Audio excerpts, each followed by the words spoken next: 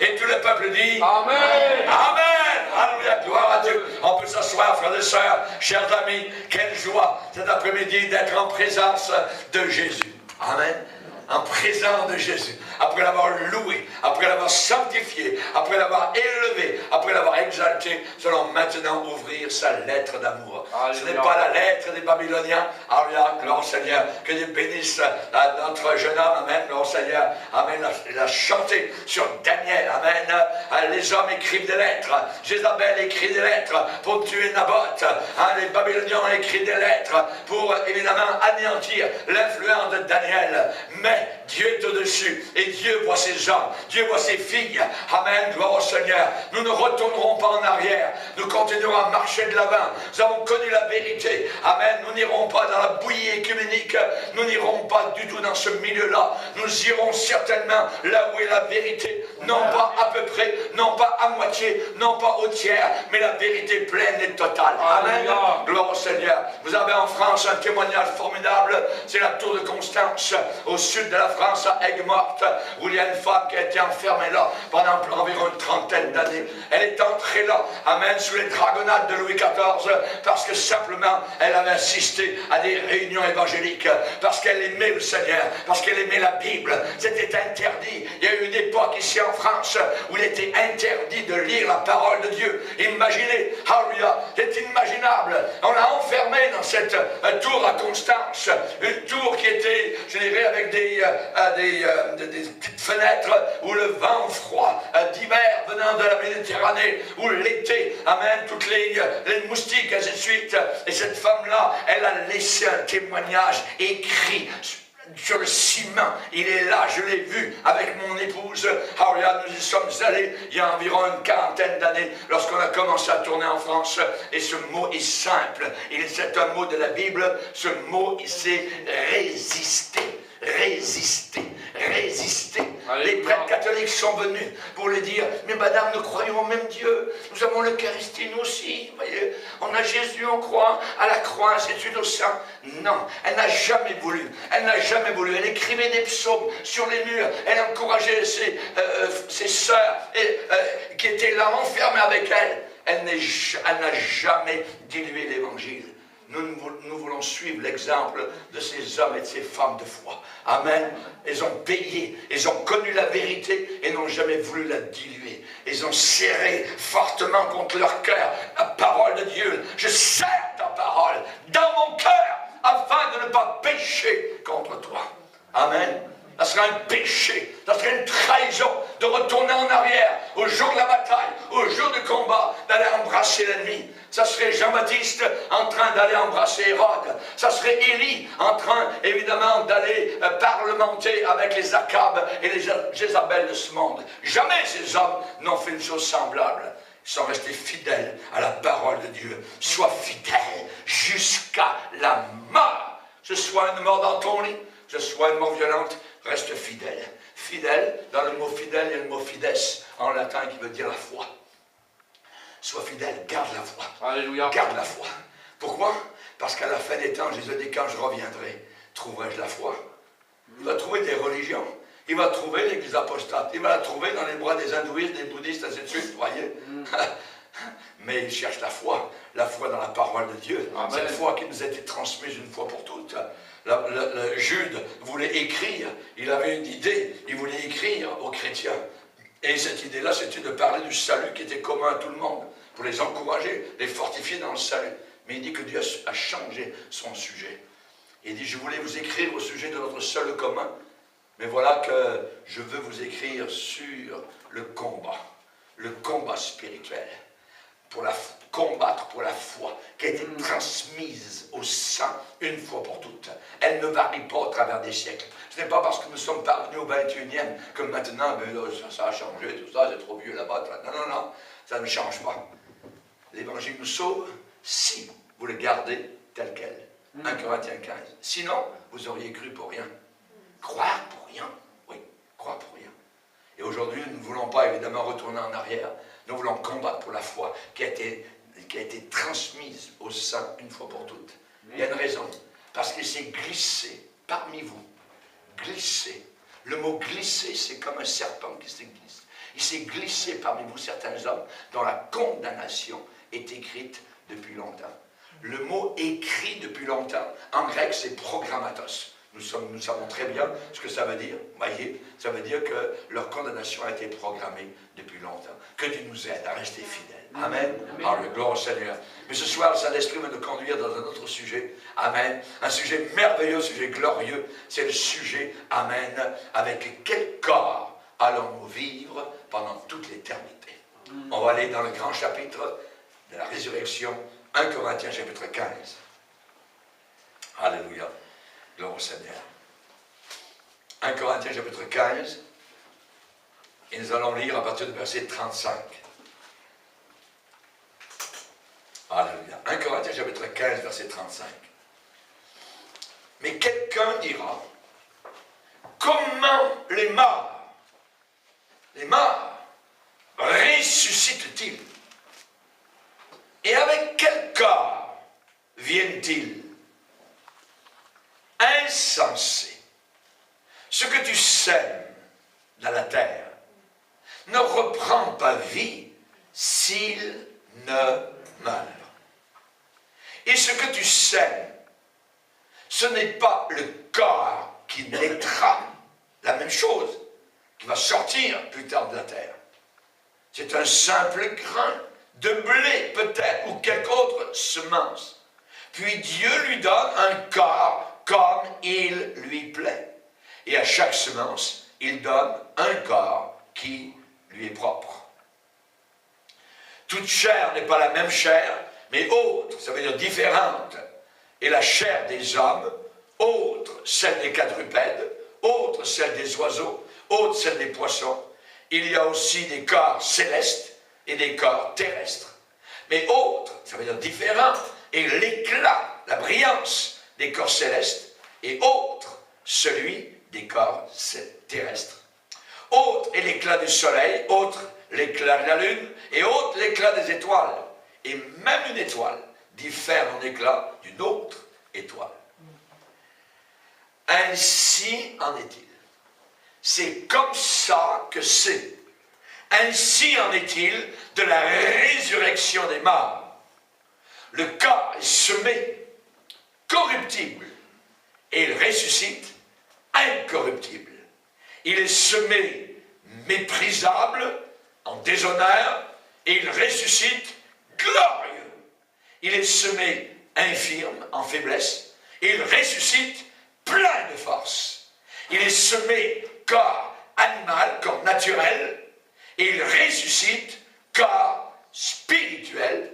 Amen. Nous allons nous arrêter là dans notre lecture. Nous allons nous baser sur ce que l'apôtre Paul nous a écrit. Et vous savez qu'aujourd'hui, il y a des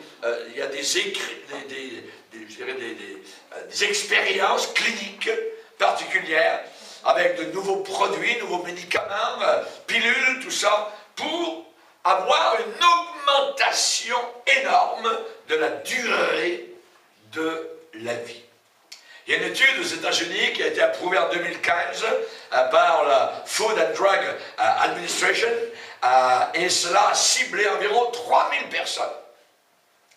Des personnes entre 70 et 80 ans pour voir et observer si certaines médications pouvaient stopper ou ralentir le vieillissement humain.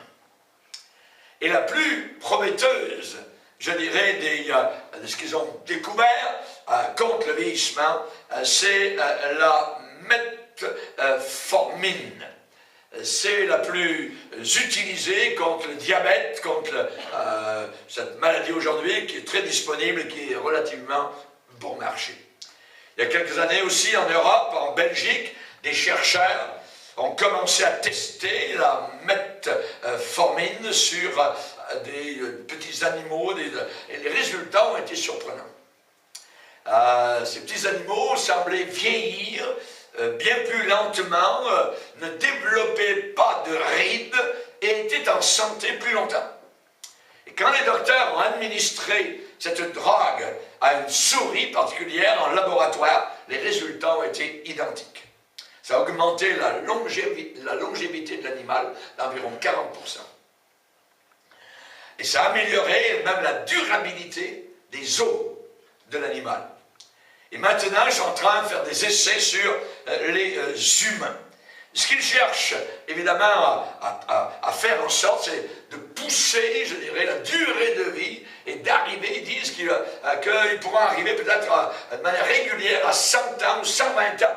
Donc, que les gens pourront avoir une durée de vie dans ce sens-là. Alors, il y avait dans le magazine Wired, ça veut dire branché, la question dans le titre du journal, c'était « Pourrons-nous bientôt améliorer nos corps ?»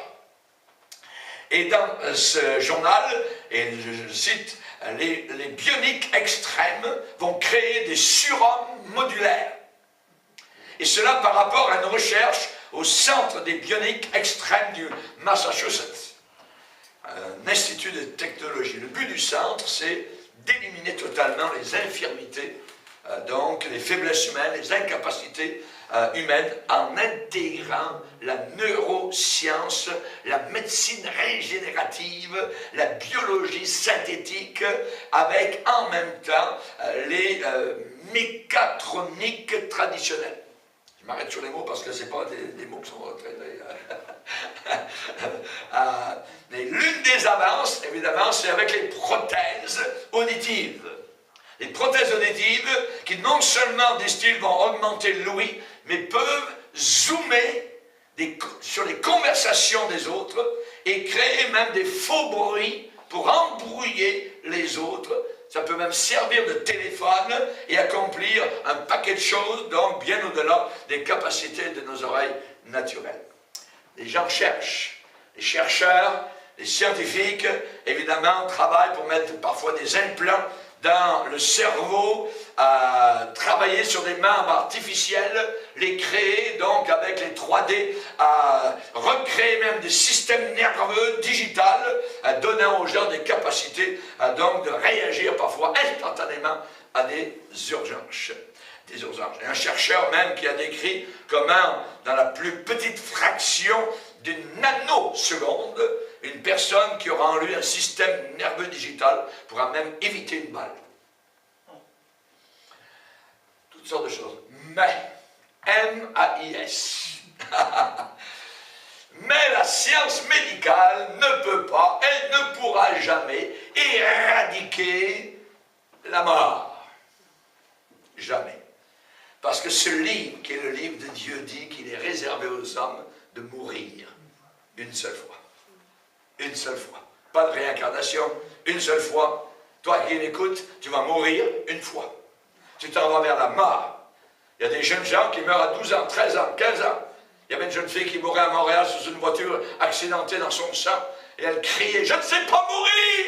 Maman, sa mère était là! Tu m'as appris à fumer la cigarette! Tu m'as dit comment me tenir avec un verre d'alcool en compagnie sociale! Mais tu m'as jamais dit comment mourir! » Chers amis, la science médicale ne pourra jamais éradiquer la mort, ne pourra jamais produire la vie éternelle. La Bible dit que certains hommes dans la Bible, dans Genèse, ont vécu 700 ans, 500 ans, 800 ans, 969 ans, imaginez, presque un millénium. Mais derrière les noms de tous ces gens, il y a 3 mots. Puis il mourut. Même à 500 ans, à 800 ans, à 900 ans, il y a toujours ce leitmotiv terrible, ce glas qui sonne, puis il mourut. Puis il mourut. Nous allons regarder les choses dans le contexte. On sait qu'après le déluge, la durée de vie a été réduite de façon drastique, 70, 80 en moyenne pour les plus robustes. C'est l'espérance moyenne. On sait qu'en 1990, sur la Terre, la moyenne d'âge était de 76 ans. Aujourd'hui, c'est un peu plus élevé, mais je dirais que même si les scientifiques arrivaient à 100 ans, ce ne sera quand même notre vie qu'un flash par rapport à l'éternité. À l'éternité. À l'éternité. Et Dieu a mis dans chaque cœur humain la pensée de l'éternité. Mais s'ils ne veulent pas y croire, ça n'a aucune importance, la pensée est là. Ils le savent. Et on a vu des athées, lorsque ça allait très mal, au pied du mur, se mettre à genoux et prier un Dieu qu'ils ne croyaient pas. Job a dit, mes jours sont plus rapides que la navette du tisseur. Il a dit, chapitre 9, verset 25, mes jours sont plus rapides qu'un courrier, et il fuit sans avoir vu le bonheur.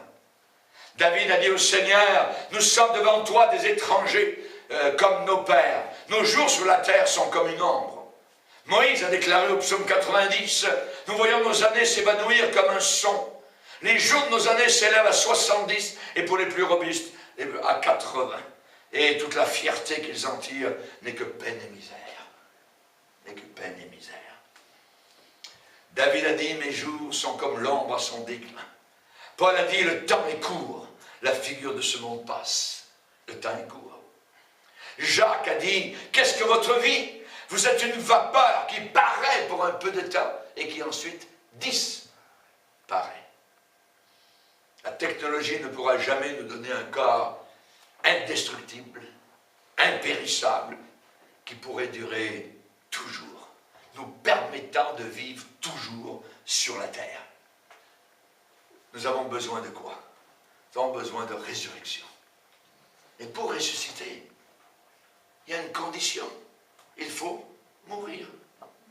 On ne peut pas ressusciter sans être passé premièrement par la mort. Amen. Et là, évidemment, on sait évidemment que nous ne savons jamais quand quelque chose va arriver à nos bien-aimés ou à nous. Voyez? Et si ce n'était pas des vérités de la Bible, nous serions toujours dans un état, je dirais, constant de désespoir et d'anxiété. L'apôtre Paul n'avait pas peur. Il savait que la hache romaine allait tomber sur son cou. Il savait qu'il s'en allait. Il n'a pas parlé particulièrement de sa mort. Il a dit spécialement, le moment de mon départ approche. J'ai combattu le bon combat. J'ai achevé la course. J'ai gardé la foi. Amen. Désormais, la couronne de justice m'est réservée. Et le Seigneur, le juste juge, me la donnera en ce jour-là. Et pas seulement à moi, mais encore à tous ceux et celles qui auront aimé son avènement. Aimes-tu l'avènement du Seigneur? Moi, je voudrais qu'il revienne ce soir. Alléluia. Gloire au Seigneur. Alléluia. Le plus tôt sera le mieux. Je vais partout autour de la terre prêcher l'Évangile, et partout les chrétiens véritables disent la même chose. Pasteur, quand est-ce que Jésus va venir nous chercher? On est fatigué. Au Canada, nous disons, on est tanné. Tanné de ce monde, fatigué de ce monde. Voyez, parce qu'on se sent mal à l'aise. On va aller chez nous, dans la gloire éternelle. Jésus a dit, il y a beaucoup de demeures dans la maison de mon Père. Si cela n'existait pas, je vous l'aurais dit. Ça existe. Il y a des maisons, des mansions, formidables et glorieuses. 1 Corinthiens 15 dans la Bible, c'est le chapitre de la résurrection. C'est le chapitre de la résurrection. La Bible enseigne constamment la réalité de la résurrection. Dieu nous a créés avec l'éternité dans le cœur. Alléluia. Nous sommes faits pour quelque chose de plus que la planète Terre. Et c'est la raison pour laquelle nous sommes toujours insatisfaits. Parce qu'on est créé pour quelque chose d'en haut, qui n'est pas là, sur la terre. Tout ce que nous avons pu trouver et que nous pouvons trouver de bien ici-bas sur la terre, c'est le salut. D'être plugué, d'être branché dans la vie éternelle avec Jésus-Christ. On appelle ça une nouvelle naissance. Alléluia. C'est la plus belle chose. Nous sommes faits pour quoi? Pour le ciel. Nous sommes faits pour le ciel. Nous n'existerions pas, je dirais, là-haut, si nous avions le corps que nous avons. Nous serions pulvérisés en 1000 morceaux en entrant. Pourquoi? Parce qu'on ne peut pas hériter l'éternité avec quelque chose qui est mortel. Quand nous mourrons en Jésus-Christ, nos corps meurent et sont enterrés, mais nos âmes vont directement au paradis pour être avec Jésus, où nous recevrons un corps nouveau, puissant, et j'aimerais vous le décrire aujourd'hui. Alors la question qui a été posée à l'apôtre Paul, comment les morts ressuscitent-ils? Comment les morts ressuscitent-ils? Et avec quel corps viennent-ils? Alors j'ai la joie de répondre à ces deux questions. Et un fait qui nous frappe directement, je dirais, en plein entre les deux yeux, c'est que pour être ressuscité, il faut premièrement être mort. Amen. Alléluia, gloire au Seigneur. Amen. Ce qui est demandé absolument pour la résurrection, c'est la mort de votre corps. Insensé, va dire l'apôtre Paul, ce que tu sèmes, ne reprend pas vie s'il ne meurt pas. S'il ne meurt pas. La semence, la graine que le fermier met en terre, voyez, ce n'est pas les graines qui vont ressortir, c'est autre chose. Mais ces graines doivent mourir. C'est un must, voyez. Et Paul se moque un petit peu des Corinthiens. Hein, il va leur dire, pourquoi êtes-vous tellement soucieux de la mort? Voyez, ayez un peu de plomb dans la tête. Vous ne pouvez pas vivre une résurrection si vous n'avez pas premièrement vécu une mort. Voyez. Et c'est la façon avec laquelle la Bible nous réprimande quand on a trop de soucis par rapport à la mort. Si nous ne mourrons pas, nous devrons vivre dans nos vieux corps. Encore. Et encore, faible, fatigué, sujet à la maladie, faillible. Voyez, il y a juste le pape qui est infaillible. Mais vous avez un corps qui est faillible. Voyez. Quelqu'un veut ça, pas moi. Voyez, pas moi. C'est bien mieux de laisser nos corps dans la poussière pour un temps et de ressusciter en gloire pour la vie éternelle. Amen. La Bible enseigne la réalité d'une vie dans l'au-delà depuis la Genèse jusqu'à l'Apocalypse. Et les enseignements de la Bible changent notre façon de penser par rapport à la mort. Par rapport à la mort. Alors les certitudes de la résurrection, selon la Bible, eh bien nous les avons. La mort, c'est quoi? La mort, c'est simplement la séparation, la division du corps d'avec l'âme. La Bible dit, dans Jacques 2, 26, le corps sans âme est mort. Le corps sans âme est mort. Vous l'avez vu, vous avez été au cimetière, vous avez été au salon funéraire, voyez. Allez, viens-t'en. Il ne répond pas. C'est juste du marbre, c'est juste de la poussière, c'est froid. Je me rappelle toujours quand ma mère, j'avais environ 15-16 ans, elle m'a dit, dis un dernier au revoir à ton grand-père. Il était dans son lit, dans sa chambre, embrasse-le. Je me rappelle toujours de ce baiser, quasiment le baiser de la mort. J'ai embrassé un morceau de paquet, froid. Ça fait une drôle d'impression. Il n'est pas là, c'est pas mon grand-père. Il n'est plus là. L'enveloppe est là. La Bible dit le corps sans âme est mort. Son âme n'était plus là. Il ne restait que le débris, l'enveloppe. Job a dit, si Dieu retirait à lui son esprit et son souffle, toute chair périrait soudainement et l'homme rentrerait dans la poussière. Benjamin Franklin, âgé de 25 ans, a composé une épitaphe pour sa tombe, même si ça n'a jamais été placé sur sa tombe, mais elle a été connue dans l'histoire, et je vais vous la lire, très intéressant.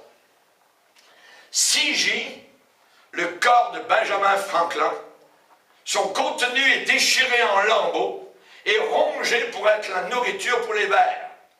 Mais tout ne sera pas perdu là, car il reviendra et réapparaîtra une fois de plus dans une édition nouvelle et plus élégante, remisée et corrigée par l'auteur. Amen. Alléluia. Gloire à Dieu. On s'en va vers une revision corrigée par l'auteur, par notre Dieu. Quelle merveilleuse façon de décrire ce qui va nous arriver un jour. Et l'apôtre Paul s'est servi d'une image, d'une métaphore. Il a dit comment les morts, à la question comment les morts ressuscitent-ils, avec quel corps viennent-ils? Eh bien, il a parlé d'une sorte de plante, de semence dans un jardin. Quand vous plantez votre jardin, on jette peut-être un grain de blé, maillé dans un sillon, nous l'enterrons, nous le couvrons de terre, et quand il sort du sol, il sera encore du blé. Il sera encore du blé. C'est encore la même essence, c'est la même chose en essence, voyez. Mais ce qui sort du sol, ce n'est plus un grain. Ce n'est plus le grain qui ressort. La menthe, voyez, c'est toute une tige qui ressort, bien plus grande, bien mieux, bien plus impressionnant. Et quand nous mourrons, nos corps vont dans le sol, retournent à la poussière. Tu es poussière, tu retourneras dans la poussière. Mais le jour de la résurrection, alors ce corps va sortir du sol. Amen.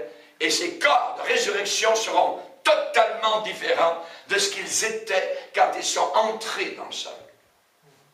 Amen. Ce sera la même chose en essence. Nous serons encore des humains.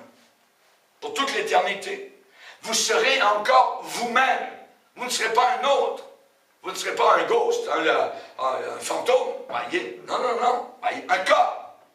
Le corps de résurrection qui va émerger sera supérieur nettement au vieux corps. Comme la tige de blé est supérieure à l'unique petit grain de blé qui est tombé en terre auparavant. Jésus a dit, l'heure vient où tous ceux qui sont dans les tombeaux entendront ma voix et en sortiront. Et en sortiront. Les uns pour la vie éternelle, les autres pour la damnation éternelle. Au ciel, nous aurons un corps pour l'éternité. Et en enfer, ils auront un corps qui souffrira dans les flammes éternelles pour l'éternité. Nos corps actuels sont inférieurs à ce dont nous avons besoin pour la vie éternelle. Et vous vous en rendez compte? Moi, je m'en rends compte un petit peu quand je fais un petit peu de sport, de jogging, tout ça. Mon corps me rappelle évidemment que chaque jour, plus je vieillis un petit peu, vous voyez, c'est plus dur. Vous voyez, monter les côtes, c'est... le bonhomme, il souffle un peu plus. Vous voyez, pour maintenir la fitness, vous voyez, l'aptitude, la forme, c'est plus dur que lorsqu'on est évidemment plus jeune. C'est normal. Mais nos corps de résurrection, nos corps de résurrection seront parfaitement équipés, adaptés, adéquats à l'éternité. Amen. Nous ne perdrons jamais la forme. Alléluia.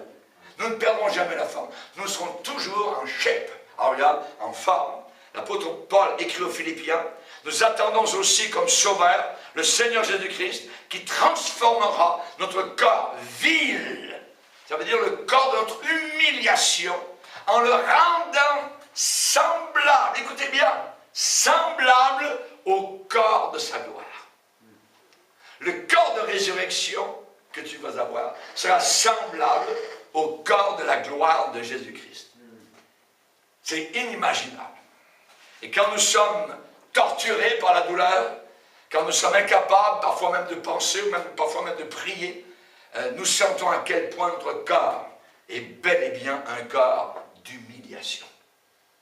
Quand nous sommes tentés par les passions de la chair, nous ne trouvons pas le mot vil trop exagéré. La Bible parle de notre corps vil, corps de notre humiliation. Oui, nos corps nous humilient et c'est la meilleure chose qu'ils sont capables de faire. Merci Seigneur. Merci Seigneur. Voyez, quand vous commencez, vous les dames, à avoir des rides ici là, vous essayez de les cacher, oui, mais Seigneur les voit, oui. Et ça vous prépare, cela vous prépare pour l'éternité. Tu t'en vas ailleurs. T'en vas ailleurs. Voyez, nos corps nous humilient, parfois nous rapprochent des animaux, nous enchaînent à la poussière. Aujourd'hui, il y en a même qui marient des animaux, abominables. Voyez, cela devrait nous rendre vraiment, vraiment humbles. Jésus-Christ, qui est notre Sauveur, eh bien, changera cet état de choses. Il nous transformera à la ressemblance de son corps de gloire. Et il fera cela pour tous ceux qui croient en lui, qui ont placé leur foi. Nos âmes ont déjà été transformées par la foi, par la nouvelle naissance. Mais nos corps, voyez, eh bien, nos corps, bientôt, vont aussi subir un renouvellement qui va les adapter à leur esprit régénéré. Nous sommes quasiment inadaptés. on a en nous une âme qui est renouvelée, remplie, éternelle, et un corps qui flanche. Vous voyez, on attend, amen, ce nouveau corps, où l'âme renouvelée, l'âme née de nouveau, sera totalement, je dirais, fixée avec un corps de gloire. Encore un peu de temps, et nous serons semblables à Jésus-Christ. Pas dans la divinité, non, mais dans son corps de gloire. Nous aurons un corps de gloire exactement comme Jésus après sa résurrection. Alléluia. Pensez-vous, je suis en train de dire des choses qui me dépassent. Voyez? Et vous êtes en train d'écouter des choses qui vous dépassent. Mais c'est la réalité. Et je le crois, parce que c'est écrit. C'est écrit. Amen. Gloire au Seigneur. Terminez un jour les fronts souffrants, les fronts fiévreux, les membres enflés, les yeux abattus, les cœurs défaillants, les ambulanciers, les infirmiers, les médecins. Terminez. Un vieillard cessera d'être un paquet d'infirmités. Un malade arrêtera d'être une masse de chair agonisante. 80 ans. Mais ce n'est que peine et misère. Qu'est-ce en dire? Quel âge avez-vous? Oh, j'ai 85 ans. Si je pouvais en avoir 89, so what? Peine et misère. Mais un jour, notre corps sera rendu semblable au corps glorieux de Jésus-Christ, au corps de sa gloire. Ah, résurrection admirable, je t'attends. J'ai besoin de toi, résurrection. Amen. Alléluia. Viens le plus tôt possible. Et je vais vous parler aujourd'hui, alléluia, je n'aurai pas le temps de vous parler de tout le chapitre, en Corinthiens 15, mais je vais vous parler de ces deux versets. Amen. Ainsi en est-il de la résurrection des morts. Nos nouveaux corps vont ressusciter incorruptibles. Et on va voir ces mots. Incorruptible, ça veut dire dans l'incorruption. Ça veut dire que nos corps nouveaux seront indestructibles, infatigables, ne connaissant plus aucune fatigue. Il n'y a pas de chambre pour dormir là-haut dans le ciel, dans vos maisons, parce que vous n'avez pas besoin de vous reposer. Vous aurez un corps qui sera toujours en forme. Il n'y a pas de nuit là-haut. Ça n'existe pas. Voyez, c'est un jour éternel. Nous sommes dans la vie éternelle. Nous ressusciterons incorruptibles, nos corps. Ressusciterons glorieux. Ça veut dire, il y a le mot gloire dans la gloire. Ça veut dire que nous serons identifiables. Identifiables. Vous allez me reconnaître. Ah, bonjour, pasteur Paul. Amen.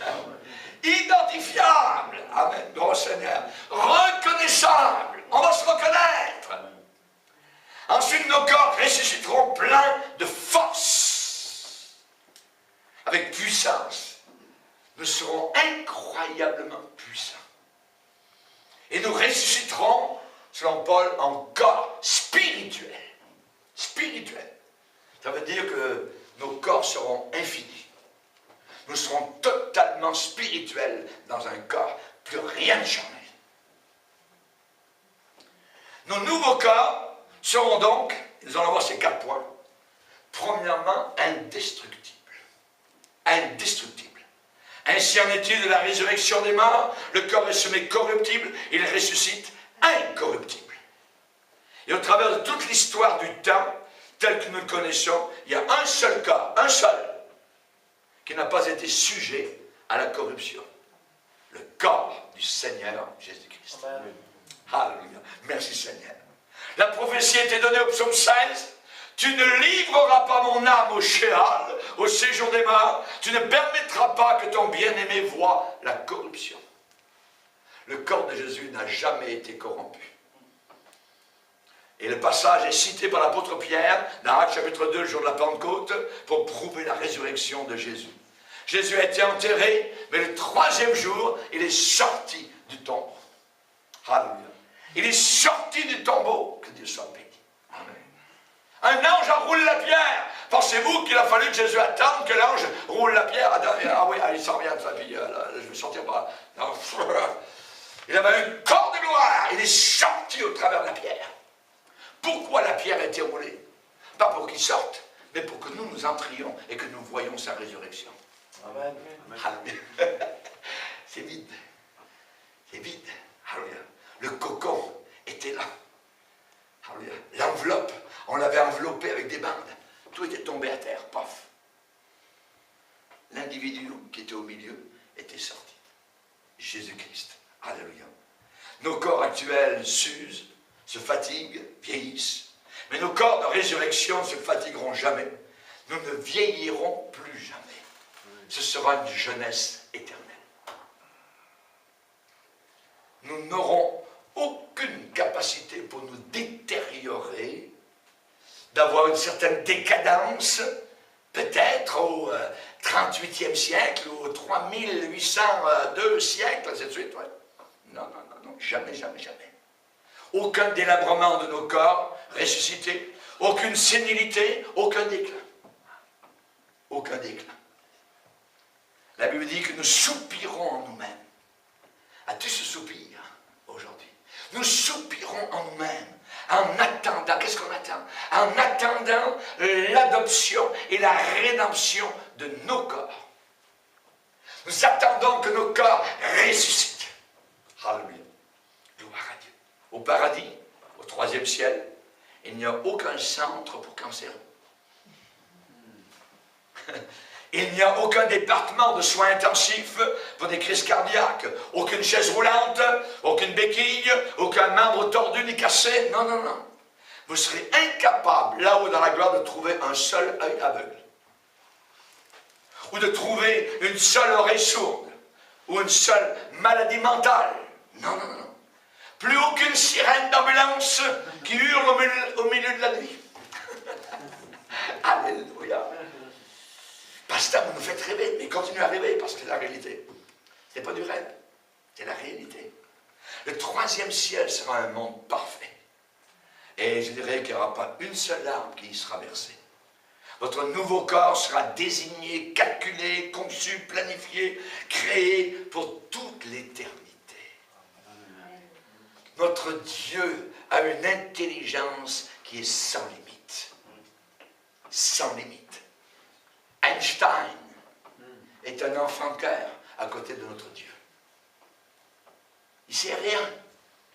L'apôtre Paul, ce grand théologien qui est allé là-haut dans la gloire, il a vu quelque chose, il a fait quelque chose, il a entendu quelque chose, il est redescendu, il dit, je ne peux pas vous le dire, c'est trop, too much. C'est trop. Je ne peux pas vous le dire. Ébahi. Alléluia, gloire à Dieu. Gloire au Seigneur. Que Dieu soit béni. Et nous voulons encore rester attachés à la terre. Notre nouveau corps sera libre de toute douleur, de toute maladie, vivra bien plus longtemps que les étoiles, survivra aux astres glorieux. Alléluia. Et le point d'exclamation de cette grande vérité se trouve dans Romains 6, où il est dit, « Ah, si nous sommes morts avec Christ, nous croyons que nous vivrons aussi avec lui, sachant que Christ ressuscité des morts ne meurt plus. » Ça veut dire qu'il ne peut plus mourir. La mort n'a plus de pouvoir sur lui. La mort n'a plus de maîtrise sur lui. Et comme nous serons rendus semblables à Jésus-Christ, c'est la même chose. Nous ne mourrons plus. Nous ne mourrons plus. Une seule fois. Merci Seigneur.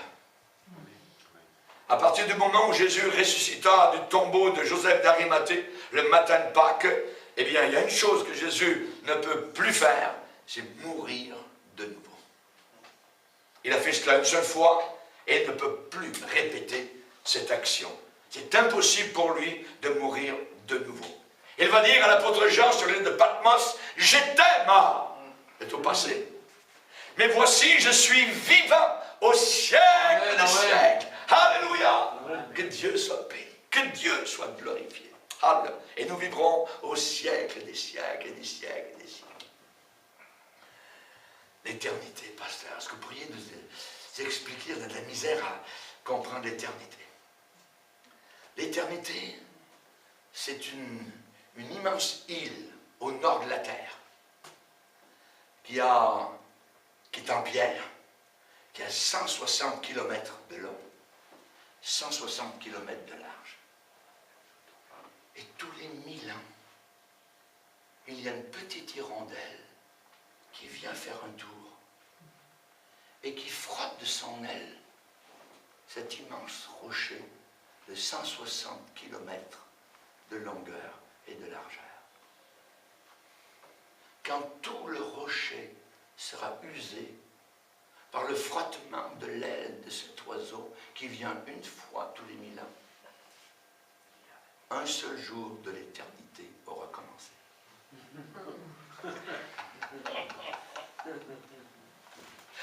Alléluia. Gloire à Dieu. Nous sommes en face de l'éternité. C'est l'éternité. Nous sommes avec un cerveau fini, qui est obtus, qui est bloqué, qui ne peut pas arriver à concevoir. Mais c'est l'éternité. Et chers amis, l'apôtre Paul a dit, j'estime que les souffrances du temps actuel, quantité négligeable, les souffrances du temps présent, absolument aucune comparaison avec la gloire. Avec la gloire qui nous attend. C'est rien. Rien du tout. Tu souffres, c'est vrai. Tu pleures, c'est vrai. Mais c'est rien par rapport à ce qui t'attend dans la gloire. Alléluia. Merci Seigneur. Donc, ce que nous pouvons dire particulièrement, eh bien, c'est qu'à cause de nos corps qui seront indestructibles, nous ne pourrons plus mourir. C'est Jésus lui-même qui dit, ils ne pourront plus mourir. Luc 20, verset 36. Ils seront semblables aux anges. Ils seront fils de Dieu, étant fils de la résurrection. Indestructible. Le corps est semé corruptible. Il ressuscite incorruptible. Deuxièmement, notre corps nouveau sera identifiable. Identifiable. Alléluia. C'est-à-dire qu'on pourra se reconnaître. La phrase suivante, elle est là. Le corps est semé méprisable, en déshonneur, et il ressuscite glorieux. Glorieux, ça veut dire dans la gloire. Nos nouveaux corps pourront peut-être, à l'intérieur, je ne sais pas, avoir une lumière, une luminosité, un éclat, une brillance. Voyez, Moïse avait passé du temps sur la montagne avec Dieu. Et il y a quelque chose d'inhabituel qui est arrivé. Son visage est devenu radieux. Des rayons ont commencé à sortir de son visage, à briller. Et lui-même ne savait pas que la peau de son visage rayonnait. Et la Bible dit parce que, car, préposition de corrélation, qui relie ce qui vient d'être dit à ce qui va être dit. Car il avait parlé à Dieu. Nous, comme pasteurs, on voit des choses que vous ne voyez pas. Mais ces choses sont merveilleuses. Le dimanche matin, on voit des gens qui arrivent, le visage un peu sombre, tout ça, ils ont les difficultés, les épreuves, la famille, tout ça, leur fils dans la drogue, leur fille qui est partie avec un bon âme, et là, il y a des soucis, et au travers de la louange, alors qu'on est devant le Seigneur, qu'on le bénit, qu'on le loue, donc je regarde l'assemblée, et les visages deviennent lumineux. Il y a quelque chose qui se passe, qui est merveilleux. Il y a comme une métamorphose. Il y a comme un changement qui s'opère parce que ces gens remettent leur vie à Dieu. Ces gens prient le Seigneur. Et Moïse brillait. Quand on tourne vers l'Éternel les regards, le visage est rayonnant de joie et ne se couvre pas de honte. Alléluia, gloire au Seigneur. Il faut être certain là où dans la gloire, il n'y aura aucune honte. Aucune honte qui va entrer. Amen. Alléluia, nous serons lumineux. Pardonnés. Comme disait le frère tout à l'heure, sauvés par la grâce. Grâce, une faveur non méritée. C'est notre famille qui est là-haut. On sera tous en famille. Alléluia, gloire au Seigneur. Que Dieu soit béni, tous pardonnés. Amen. Imaginez, Abraham était un menteur, Moïse était un tueur, David était un adultère, et tout ce beau monde va se retrouver là dans le ciel. La grâce de Dieu! Alléluia! Que Dieu soit béni. Pourquoi? Parce qu'on a cru au sang du Sauveur, au sang de l'agneau. La croix du Calvaire a été plantée. Alléluia! Et Jésus est mort à ma place. Que Dieu soit béni. La même chose est arrivée lorsque Jésus était sur la montagne de transfiguration. Il dit, pendant qu'il priait, l'aspect de son visage changea. Son vêtement devint d'une éclatante blancheur. Pouf, pouf, soudain est apparu Moïse. Ah, ça fait des siècles qu'il était parti. Et Élie, qui était monté au ciel en char de feu. Ils sont bien vivants et ils apparaissent. Et les apôtres qui sont là, Pierre, Jacques et Jean, regardent tout ça sous les yeux. Je me demande, Seigneur, on va rester là, on va planter une tente, on va pas s'en aller. Mais quand vous aurez écouté une seconde au ciel, vous n'allez jamais retourner sur la terre. Merveilleux. La gloire. Ne t'ai-je pas dit que si tu crois, tu verras la gloire de Dieu. La gloire de Dieu. Amen. Toute la ville, la nouvelle Jérusalem glorieuse, est remplie de lumière. Il est dit la gloire de Dieu l'éclaire et l'agneau et son flambeau. Alléluia. L'agneau et son flambeau. Tout part de Jésus. Tout est là. Le kérigma est là. C'est Christ qui est le noyau, qui est le sang de l'univers. Et il va éclairer pendant toute l'éternité nos vies, la ville, les anges, sa gloire, son trône. Alléluia. Tout part de Jésus. Allez comprendre ça. Moi, je ne comprends pas. Ça fait 50 ans que j'essaie de comprendre, je ne comprends pas. Mais ce que je fais, je plie le genou, j'adore. Amen. Et je bénis Dieu. Alléluia. Je bénis le Seigneur. Alléluia. La Bible dit que dans Daniel, les saints ressuscités et ceux qui auront été intelligents brilleront comme la splendeur du ciel. Et ceux qui auront enseigné la justice à la multitude brilleront comme les étoiles à toujours et à perpétuité. Jésus a bien dit, Matthieu 13, 43, alors les justes resplendiront comme le soleil dans le royaume de leur Père. La gloire que Jésus avait dans son corps glorifié est un modèle pour la gloire que nous aurons dans nos propres corps, quand nous serons ressuscités de la poussière de la terre. Alléluia. Avant sa résurrection, il est dit que Jésus n'avait ni beauté, ni éclat. Il est venu incognito. Il fallait croire. Il revient aujourd'hui, il faudrait croire en lui. Je me rappelle un jour, je faisais des émissions dans la ville de Sherbrooke, au Québec, à la radio, et le directeur du poste dit, ah oui, pasteur Bourget, vous parlez de Jésus, tout ça, c'est bien, ça, mais moi j'aimerais le voir, ça. Ça serait merveilleux si je pouvais annoncer, moi, mon poste de radio, Jésus est arrivé au centre d'achat, vous pouvez aller le voir demain matin, tout ça. J'ai dit, mais ça ne marche pas comme ça. Parce que vous ne croiriez pas plus aujourd'hui que ceux qui l'ont vu en chair et en os quand il était sur la terre. Il fallait qu'il croie en lui. Il n'avait ni beauté ni éclat. Et dans la gloire, beauté et éclat. Amen. Il s'est enveloppé, amen, d'humilité. Il s'est enveloppé d'un petit corps humain. C'était Dieu en chair. Alléluia. Thomas a dit, mon Seigneur et mon Dieu. Amen. Il n'a pas dit en voyant les mains de Jésus et la trace des clous. Oh mon Dieu! Non. Et il s'est incliné, il a dit, mon Dieu. Il a dit à Jésus qu'il était Dieu. Jésus est Dieu. Amen. Pasteur, où est-ce qu'on voit Jésus la première fois dans la Bible? La toute première fois dans la Bible, pas compliqué. Genèse 1, verset 1.